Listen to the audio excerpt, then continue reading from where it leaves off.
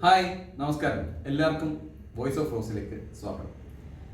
ഇന്ന് ഞാൻ പറയാൻ പോകുന്നത് എൻ്റെ ഒരു സുഹൃത്ത് എന്നോട് ചോദിച്ചൊരു ചോദ്യമാണ്. ഞാനൊരു കൊമേഴ്ഷ്യൽ വെഹിക്കിൾ എടുക്കാൻ പോവുകയാണ്, അതിനകത്ത് ക്യാമറ നിർബന്ധമാക്കിയിട്ടുണ്ടോ എന്നായിരുന്നു ചോദ്യം. ഞാൻ അതിനെപ്പറ്റി പഠിച്ചിട്ട് മറുപടി പറയാം എന്നായിരുന്നു എൻ്റെ മറുപടി. അപ്പോൾ അതിന് ഞാൻ ആലോചിച്ചു, ഡീറ്റെയിൽ ആയിട്ടൊരു വീഡിയോ എടുത്താൽ എല്ലാവർക്കും അത് ഉപകാരപ്രദമാകും എന്ന് ഞാൻ വിശ്വസിക്കുന്നു. അത് ആ അറിവ് നിങ്ങളിലേക്ക് പകരാനായിട്ട് ഞാൻ എൻ്റെ ചാനലിൽ ഈ വീഡിയോ ഇടുന്നത്. അപ്പം എല്ലാവരും മറക്കണ്ട, ഈ ചാനൽ നിങ്ങൾക്ക് ഉപകാരപ്രദമാകും എന്ന വിശ്വാസത്തോടെ ഈ ചാനൽ സബ്സ്ക്രൈബ് ചെയ്യുക, ഇടുന്ന വീഡിയോ മൊത്തം കാണാൻ ശ്രമിക്കുക, മാക്സിമം മറ്റുള്ളവരിലേക്ക് ഷെയർ ചെയ്യുക. ഇത്തരത്തിലുള്ള വിവരങ്ങൾ മറ്റുള്ളവരിലേക്ക് ഷെയർ ചെയ്യുന്നതും ഉപകാരപ്രദമാകും. ലൈക്ക് ചെയ്യുക. നമുക്കിതിൻ്റെ നിയമവശങ്ങളിലേക്ക് പോകാം.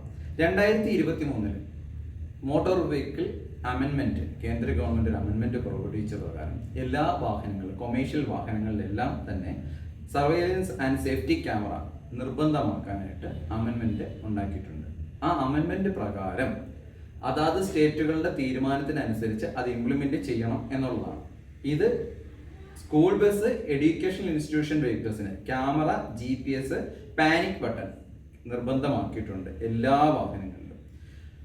Contract garage, tourist bus, taxi fleet സംസ്ഥാനങ്ങൾക്കനുസരിച്ച് ക്യാമറ നിർബന്ധമാക്കാനാണ് ആ നിയമത്തിലുള്ളത്. കേരളത്തിൽ ഇത് GPS ക്യാമറ സ്കൂൾ ബസ്സിൽ മാത്രം നടപ്പിലാക്കാനാണ് തീരുമാനിച്ചത്. ഗുഡ്സ് വെഹിക്കിൾ, ലോറി, ട്രക്ക് ദേശീയ തലത്തിൽ ക്യാമറ മുഴുവൻ വാഹനങ്ങളും നിർബന്ധമാക്കിയിട്ടില്ല. എന്നാൽ ചില സംസ്ഥാനങ്ങളിൽ കോടതി നിർദ്ദേശപ്രകാരം fleet, safety, insurance claim verification എന്നിവയ്ക്കായി നിർദ്ദേശം നൽകിയിട്ടുണ്ട്. അത് ചില സംസ്ഥാനങ്ങളിൽ മാത്രമേ ഉള്ളൂ. നമ്മുടെ കേരളത്തിൽ അതിനെപ്പറ്റി കൂടുതലായിട്ടൊന്നും പറയുന്നില്ല. കേരളത്തിൽ സ്കൂൾ ബസ്സുകൾക്ക് ക്യാമറ, GPS മോട്ടോർ നിർബന്ധമാണെന്നാണ് മോട്ടോർ വെഹിക്കിൾ ഡിപ്പാർട്ട്മെന്റ് നമുക്ക് അനുശാസിക്കുന്നത്. അതിന് സർക്കുലറും ഇറങ്ങിയിട്ടുണ്ട്. ഗവൺമെന്റ് ഓർഡറുകളും ട്രാൻസ്പോർട്ട് കമ്മീഷണറുടെ ഉത്തരവുകളും ഞാൻ ഈ വീഡിയോയ്ക്ക് ശേഷം നിങ്ങൾക്ക് വേണ്ടി പോസ്റ്റ് ചെയ്യുന്നുണ്ട്. അതിന്റെ ഡീറ്റെയിൽസ് ജിയോ നമ്പർ 424/2017 അതായത് ട്രാൻസ്പോർട്ട് ഡിപ്പാർട്ട്മെന്റ് കേരള സർക്കാർ സ്കൂൾ ബസ് സേഫ്റ്റി സംബന്ധിച്ച് പുറത്തിറക്കിയ ഓർഡറാണ്. GPS, CCTV, speed governor, first aid box, fire extinguisher എന്നിവ നിർബന്ധമാക്കിക്കൊണ്ടുള്ള സർക്കുലറാണ്. കൂടാതെ ട്രാൻസ്പോർട്ട് കമ്മീഷണർ സർക്കുലർ 2018 മുതൽ നിലവിൽ വന്നിട്ടുണ്ട്. റിന്യൂവൽ സമയത്ത് അല്ലെങ്കിൽ ഫിറ്റ്നസ് ടെസ്റ്റ് ചെയ്യുന്ന സമയത്ത് സ്കൂൾ ബസ്സുകളിൽ CCTV ക്യാമറ പ്ലസ് GPS പരിശോധിക്കണമെന്നാണ് ട്രാൻസ്പോർട്ട് കമ്മീഷണർ നിർദ്ദേശം. എന്ന് പറഞ്ഞാൽ വാഹനം മുൻപ് എടുത്തിട്ടുള്ള ആളുകൾക്ക് ആ വണ്ടിയുടെ ഫിറ്റ്നസ് ടെസ്റ്റ് ചെയ്യുന്ന സമയത്തേക്ക് ക്യാമറ ഫിക്സ് ചെയ്താൽ മതി, വെരിഫിക്കേഷൻ സമയത്ത്. ഇപ്പം വാഹനം എടുക്കുന്ന ആൾക്കാർ അത് ഫിക്സ് ചെയ്ത് തന്നെ വാഹനം ഇറക്കണം എന്നുള്ളത് കൃത്യമായി പറയുന്നുണ്ട് സ്കൂൾ ബസ്സുകൾ. മറ്റുള്ള വാഹനങ്ങളിൽ ഇപ്പോൾ അത് ക്യാമറ മാത്രമാണ്, സേഫ്റ്റി ഫീച്ചേഴ്സും നിർബന്ധമാണ്. ക്യാമറ നിർബന്ധമാക്കിക്കൊണ്ട് പക്ഷേ goods vehicles, taxi, lorry, truck തുടങ്ങിയ കൊമേഴ്ഷ്യൽ വെഹിക്കിൾക്കും ക്യാമറ നിർബന്ധമാണെന്ന സ്റ്റേറ്റ് വൈഡ് നോട്ടിഫിക്കേഷൻ ഇനിയും ഇറങ്ങിയിട്ടില്ല. അപ്പോൾ ഇതിൽ എന്താ നമുക്ക് മനസ്സിലാക്കാൻ സാധിക്കുന്നതെന്ന് വെച്ചാൽ രണ്ട് കാര്യങ്ങളാണ്. ഒന്ന്, സ്കൂൾ ബസ്സിൽ ഇത് നിർബന്ധമാക്കിയിട്ടുണ്ട്.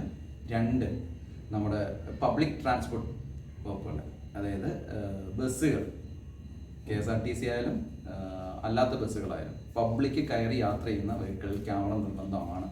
അത് സേഫ്റ്റി പ്രൊസീജിയറിന്റെ ഭാഗമായിട്ട്. അല്ലാത്ത ഗുഡ്സ് വെഹിക്കിളിലും ലോറി, ട്രക്ക് മുതൽ ടാക്സി വെഹിക്കിൾസ് ഇതിലൊന്നും ഇത് നിർബന്ധമാക്കി യാതൊരുവിധ സർക്കുലറുകളും വന്നിട്ടില്ല എന്നുള്ളതാണ് ഈ ഗവൺമെന്റിന്റെ സർക്കുലർ പ്രകാരം പറഞ്ഞിട്ടുള്ളത്.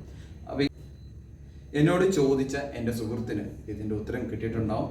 അത്തരത്തിലുള്ള സുഹൃത്തുക്കളെ പോലെ ഒരുപാട് ആൾക്കാർക്ക് ഇതിനുള്ള ഒരു ഉത്തരം കൃത്യമായി മനസ്സിലായി കാണും എന്ന് ഞാൻ വിശ്വസിക്കുന്നു. ഇത്തരത്തിലുള്ള പുതിയ പുതിയ കണ്ടന്റുകൾ, നിങ്ങളുടെ സംശയങ്ങൾ ഞങ്ങളുടെ മെയിൽ ഐഡിയിലേക്ക് അയക്കാം. മെയിൽ ഐഡി ഞങ്ങൾ താഴെ കൊടുക്കുന്നുണ്ട്. നിങ്ങളുടെ നിർദ്ദേശങ്ങളും അഭിപ്രായങ്ങളും അറിയിച്ചാൽ മാത്രമേ നമുക്ക് അതിനുള്ള അറിവ് നിങ്ങളിലേക്ക് പകർന്നു നൽകാൻ പറ്റുള്ളൂ. ഇനിയും പുതിയ പുതിയ നിയമവശങ്ങളുമായിട്ടുള്ള അറിവുകൾ നിങ്ങളിലേക്ക് പകരുവാൻ ഞങ്ങൾ വരും.